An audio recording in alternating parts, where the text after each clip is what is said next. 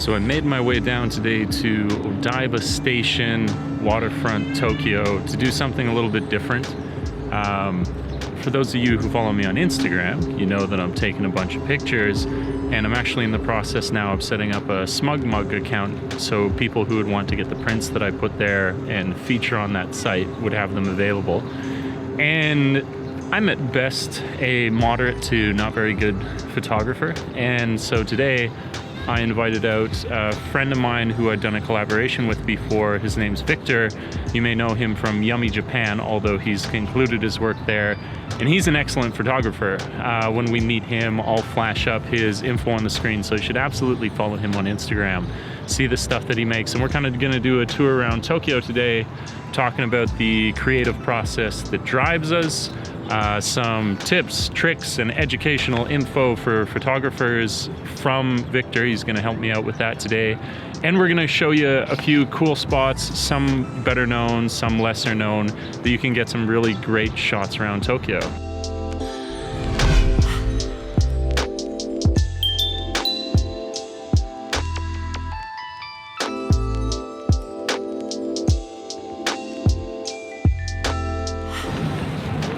I had actually no idea that this Statue of Liberty existed today, or until today, until Victor told me. So thank you, Victor. Hey man, good to see you. Okay guys, moment y'all been waiting for.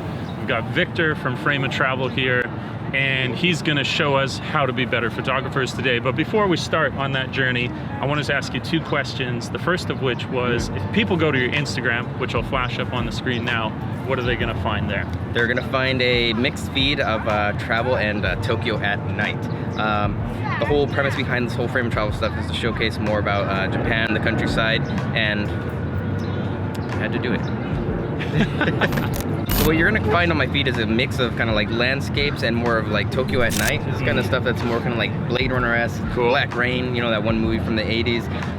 It's really a mix. What I like to showcase is more about like Japan and what you can see when you come out here, not just Tokyo, but more on the countryside. Yeah. But since I'm stuck out here in Tokyo for the majority of the time, I like to go around just anywhere in Tokyo to show what it's like at night. Cool. All right. That's a good basis. You should go check it out. Follow him there to see those sweet Blade Runner shots. And then what are you shooting on? I am shooting on a Canon 5D Mark III, and then I have 3 lenses that I shoot with and carry around at all times. They are a Canon 50mm 1.4, a Tamron 24-70 2.8, and that's kind of like my go-to lens because I use it for both work, hobbies, and just easy just to have. Aside from that, I do have a Sigma 8-16, and that's kind of when I want to kind of switch things up and be a little bit more wide angle. All right, now you guys got the breakdown. We're gonna go check out those different spots to shoot. Let's go. Let's do this.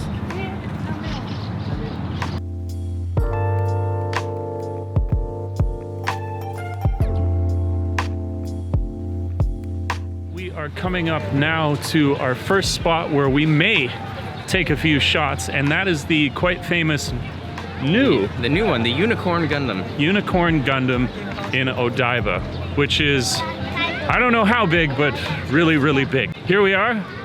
Let's snap some shots. Let's do it.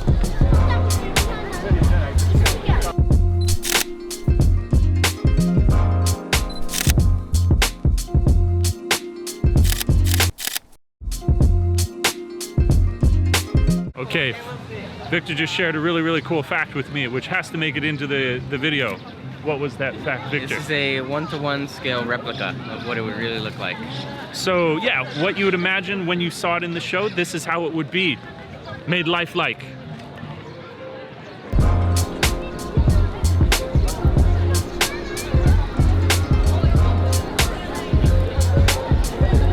So the next place that we're going to be heading to is kind of like a Soho, small like business offices type of place next to Miraikan.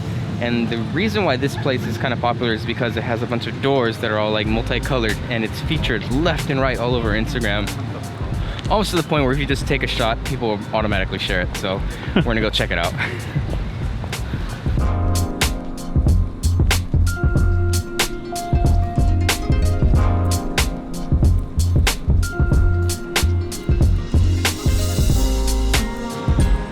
Welcome to the Soho.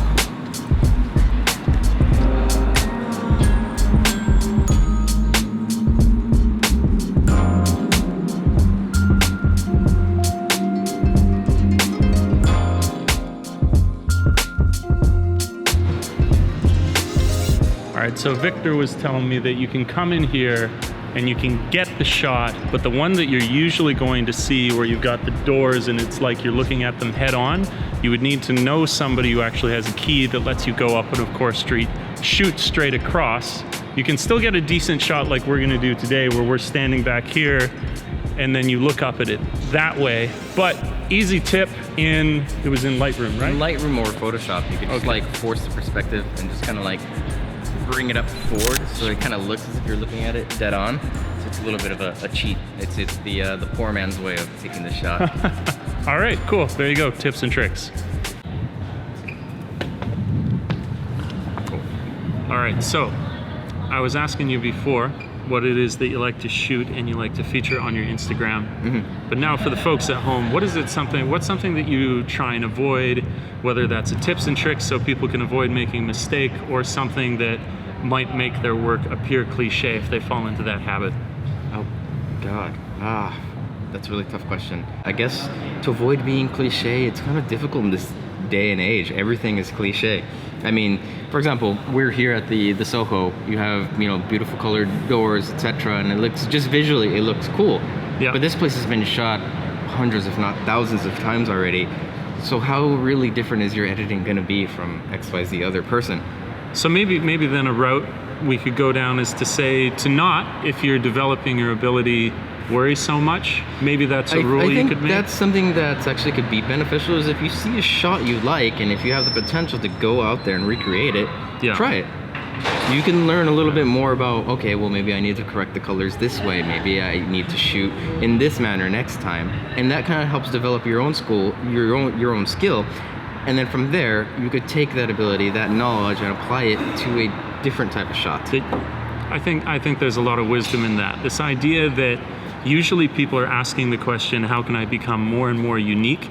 Have not developed the base set of skills that would even allow them to do so. So yeah, I think that's a good call. Mm-hmm. Practice on something that might even be predictable, like we came here today, really, really popular, and then get your chops up, and then should you happen upon something that no one has ever touched before, then you're gonna be ready for that moment. You're gonna be able to make something truly unique, because not only is the place unique, but you've now developed those fundamentals. Correct. Yeah. Okay. And on top of that, even if you have a place like this, well, one thing would be try to see if you could find a friend that has access.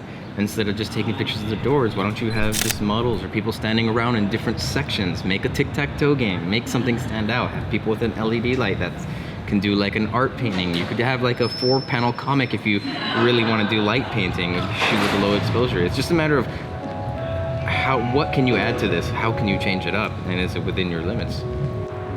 I like it. All right, let's move on.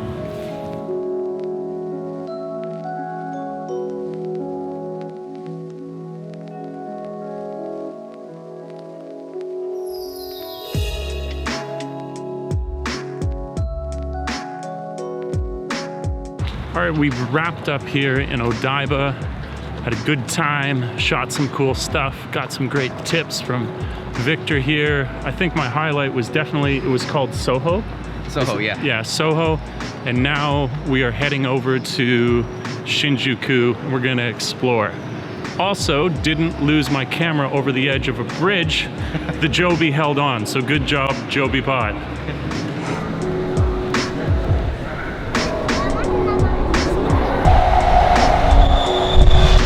Alright guys, so we are here in Shinjuku. It's close to the JR train station, and this is Omoide Yokocho. This is one of the hot spots and iconic basically pictures that you could take when you're coming out here in Shinjuku. It's a small little alley with a bunch of shops that are like izakayas, yakitori. You can basically find anything around here. It's very comfy, very cozy, very old school style.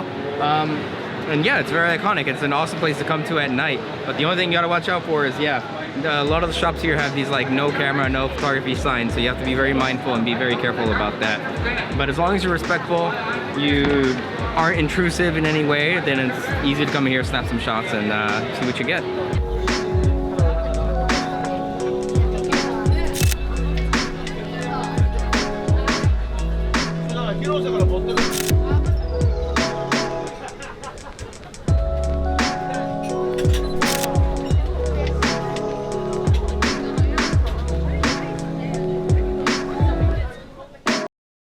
Alright, so we're at our second spot, which is Kabukicho, and it's close to Yokocho and the JR Shinjuku station. And the best photo spot to take over here is actually here on Godzilla Road and in the surrounding area. And the best reason for this is basically neon lights everywhere, shining colors all over the place, and it's busy up until like the early hours of the morning. So photography-wise, you can literally just snap away at everything. But we'll try to show you some good standing spots where you can take some good pictures. And yeah, let's go.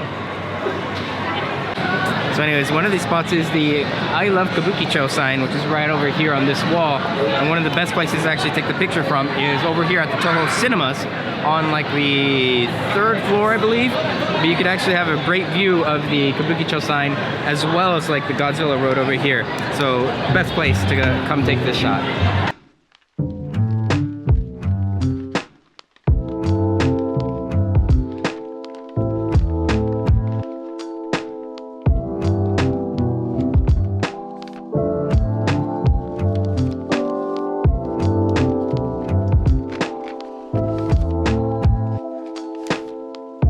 When you're up here, not only can you take a picture of the I Love Kabukicho sign, you could also come over here and check out the Godzilla Street right through the center. And when it's raining, you have all the reflections, basically reflecting all of these, you know, bright lights and stuff, and it makes for a really simple image to take a picture of. So highly recommended to come check this out when it rains.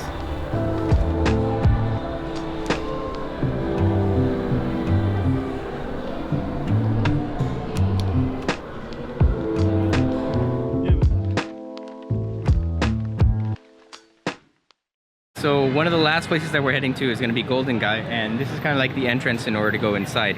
Golden Guy is kind of like a private area where there's a collection of over like 150 different bars that each seat upwards to like 5 or 6 people. They have a table charge of like 500 yen upwards to like 2,000 yen, and some of them will actually require you to buy some drinks in order to actually stay inside. So let's go check it out and show you what it's all about and why it's a great spot to take pictures. Let's go.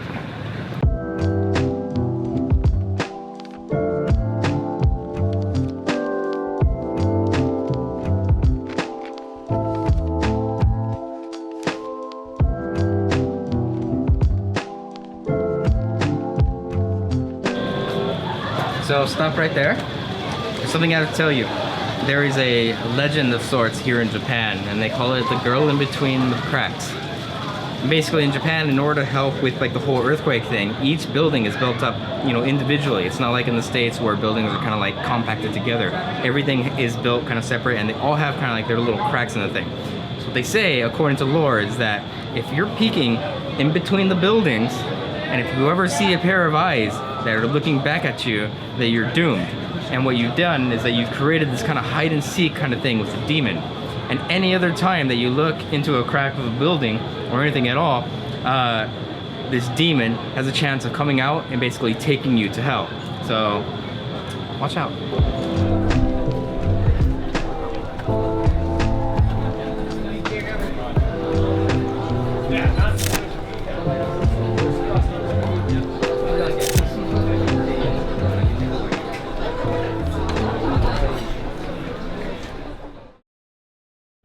Okay, that about wraps it up, guys. We've gone through Odaiba, Kabukicho, Golden Guy, and it's been awesome. Thank you so much, Victor, for coming along. No problem. Thank you for having me. Really appreciate it. I think my favorite was Soho and Odaiba.